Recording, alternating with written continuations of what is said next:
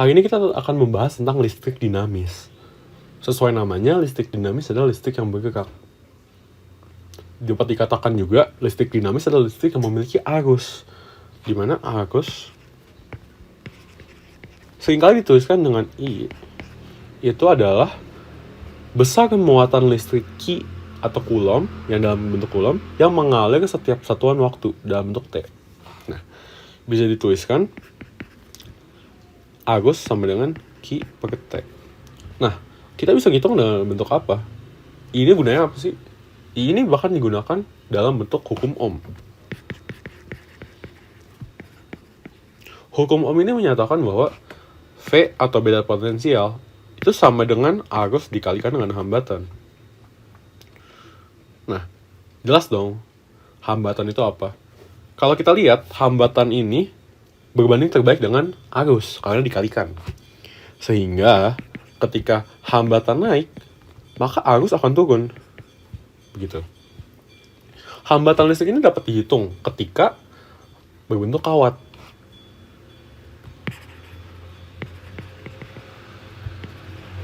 Di mana rumusnya adalah R sama dengan hambat jenis kawat dikalikan dengan panjang kawat dibagi dengan luas penampang kawat. Nah, terkadang juga ketika kawatnya ini mengalami perubahan seperti memuai, maka hambatannya juga berubah. Hambatannya bisa dituliskan dengan R sama dengan R0 atau hambatan yang kita dapatkan dari sini, atau hambatan awal dikalikan dengan 1 ditambah koefisien muai panjang kawat dikalikan dengan delta waktu. Arus listrik ini bisa digambarkan dengan menggunakan hukum Kirchhoff 1.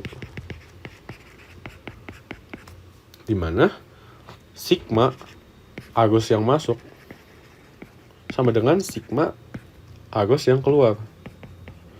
Misalnya, kita punya 2 kawat. Kawat 1 dan kawat 2. Dan kemudian keluar dalam bentuk kawat 3 arusnya.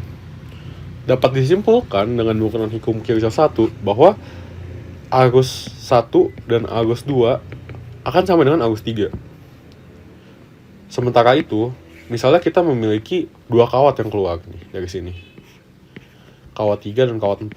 Dapat disimpulkan juga bahwa I1 ditambah I2 sama dengan I3 ditambah I4. Nah, kan tadi kita udah ngomong tentang hambatan ya.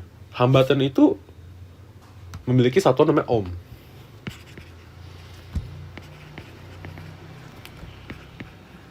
Nah, hambatan ini bisa disusun atau dirangkaikan supaya kita bisa mendapatkan besar hambatan yang kita inginkan. Misalnya, kita bisa menggunakan namanya rangkaian seri.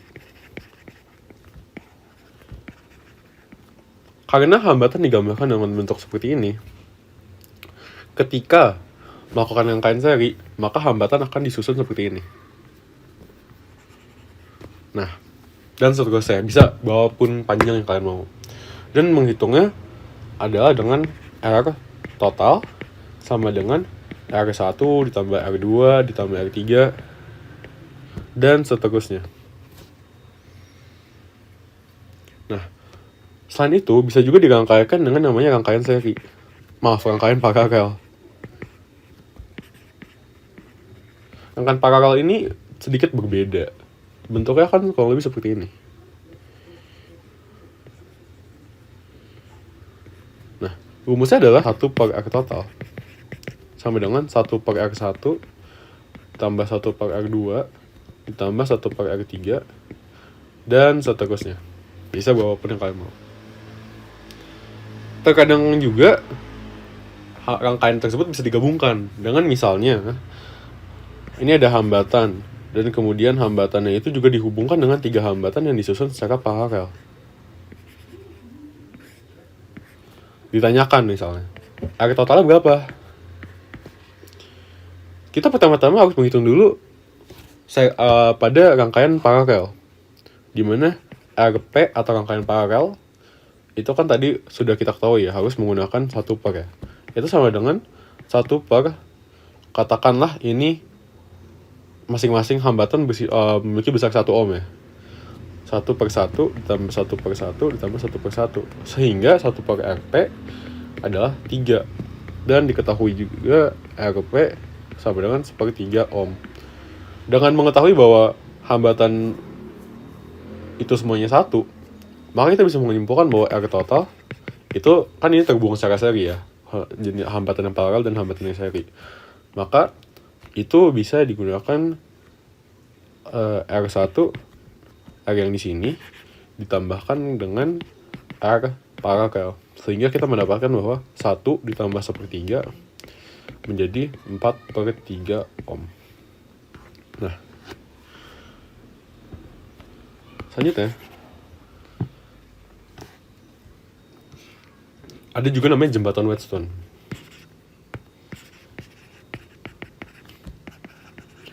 Jembatan Wheatstone ini adalah suatu sistem yang digunakan untuk mencari besar hambatan suatu benda ya. Nah, bentuknya seperti ini. Kita punya sumber tegangan, dan sumber tegangan ini dihubungkan sehingga menjalankan arus ke sistem berbentuk ini. Nah, di sini sistemnya itu memiliki 4 hambatan. Hambatan 1, hambatan 2, hambatan 3, dan hambatan 4. Dengan bentuk seperti ini, hambatan 1 dikalikan dengan hambatan 3 sama dengan hambatan 2 dikalikan dengan hambatan 4. Ini sesuai penamaan aja ya. Kalau misalnya kita ubah di sini jadi 1, 2, 3, 4, tentu saja ini menjadi R1 dikali R2 sama dengan R3 dikali R4. Tapi ini hanya penamaan. Jadi kurang lebih begitu. Biasanya dalam jembatan Wheatstone kita mengetahui 3 hambatan, dan kemudian kita akan mencari hambatan satunya ini dengan mengetahui hambatan yang lain.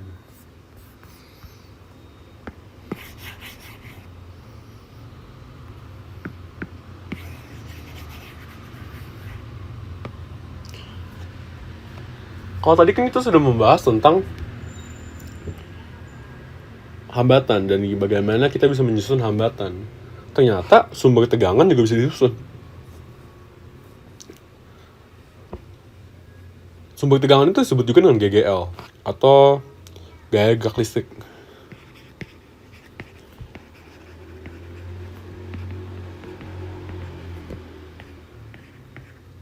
GGL ini sendiri juga bisa disusun dengan seri dan paralel. Ketika seri, dia sama. GGL 1 ditambah GGL 2 ditambah GGL 3 dan seterusnya. Namun ketika paralel, berbeda. Untuk paralel, hanya berlaku ketika sumber tegangannya identik. Dan sumber tegangannya akan sama besarnya. Nah, perhatikan juga dalam sumber tegangan pasti ada hambatan dalam namanya. Hambatan dalam ini ada di setiap sumber tegangan, sehingga untuk seri misalnya hambatan dalamnya itu sama, dijumlahkan 1 plus R2 dan seterusnya. Sementara itu untuk hambatan dalam paralel itu berbeda. Rumusnya adalah R per N, dimana N itu adalah jumlah sumber tegangan.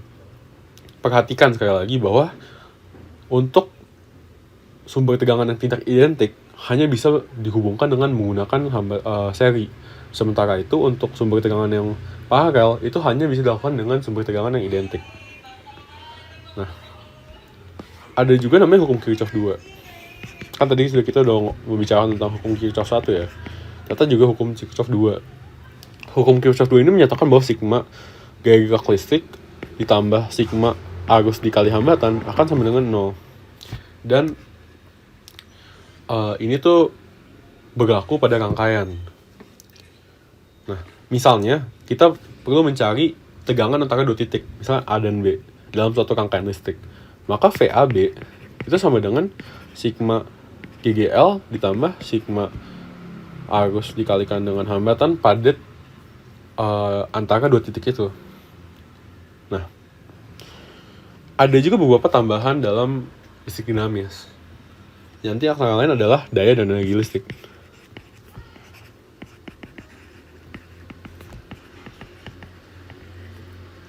Daya ini bisa ditulis juga dengan P, dimana ini adalah beda tegangan dikalikan dengan arus, atau sama dengan juga arus kuadrat dikali hambatan, atau beda potensial kuadrat dibagi dengan hambatan.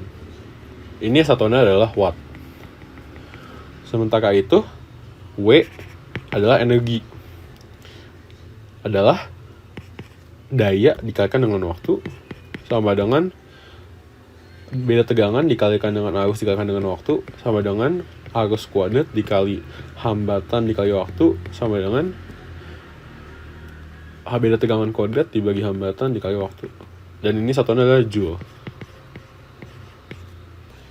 Untuk soal nomor 1, kita punya soal seperti ini. Tentukanlah besar kuat arus total yang mengalir dari rangkaian berikut. Nah, untuk menghitungnya, kita pertama-tama harus melakukan analisis rangkaian. Apabila kita lihat secara sekilas, rangkaiannya tuh seperti hambatan paralel atau hambatannya disusun secara paralel. Tapi kalau kita gambarkan ulang, misalnya seperti ini,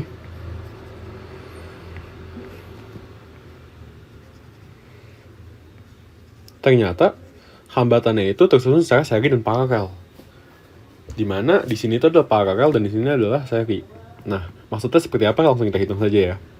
Ini 8 volt dan ini 18 volt. Ini 4 ohm, 12 ohm, 3 ohm, dan 9 ohm.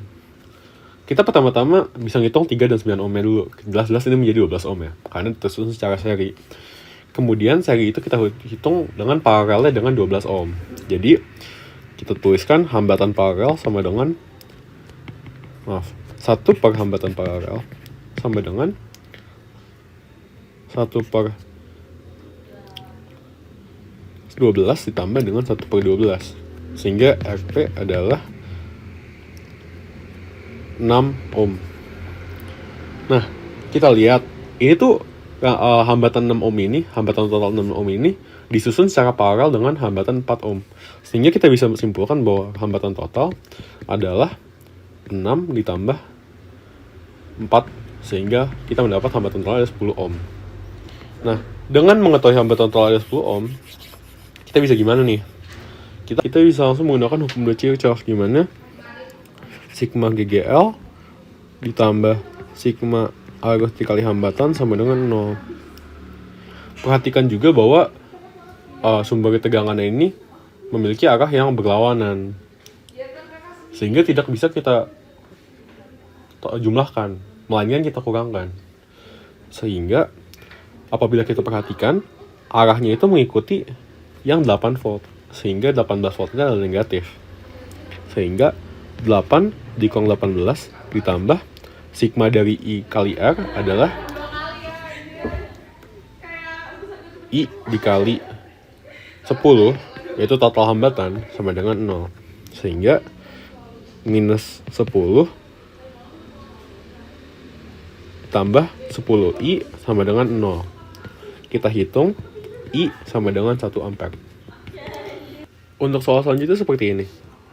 Apabila kita lihat spesifikasinya 40/220 watt/volt. Kita bacanya gimana? Spesifikasinya adalah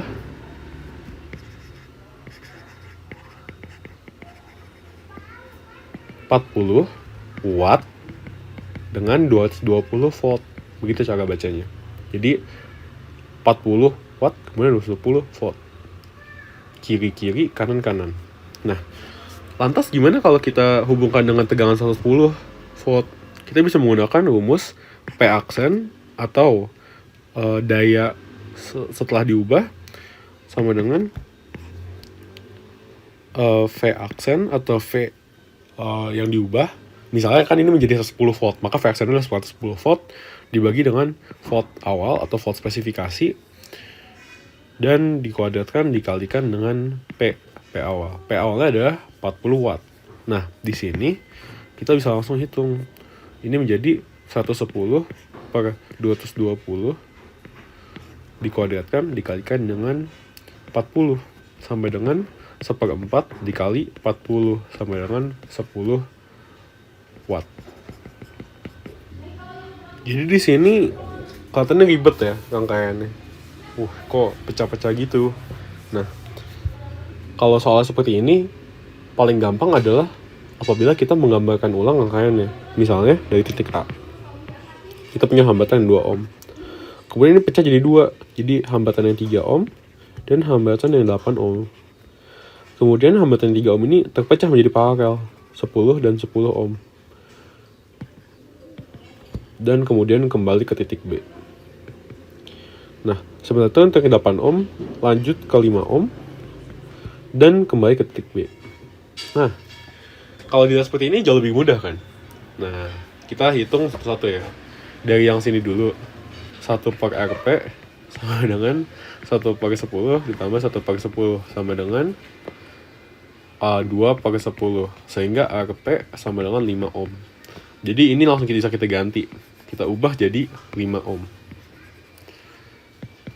Nah, setelah itu kita bisa langsung menghitung rangkaian seri 1 dan rangkaian seri 2. Maksudnya adalah rangkaian seri 1 itu yang di atas ya. Jadi 3 plus 5 sama dengan 8 ohm. Kemudian rangkaian seri kedua itu sama dengan 8 tambah 5 ohm sama dengan 13 ohm.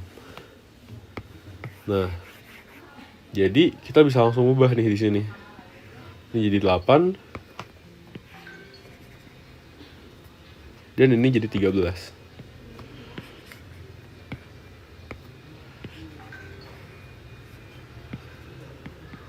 Kita hitung paralelnya ya. 1 per Rp sama dengan 1 per 8 plus 1 per 13. Jadi 21 per 104. Atau bila kita balik, Rp-nya itu sama dengan 104 per 21. Wah, kayaknya jelek ya.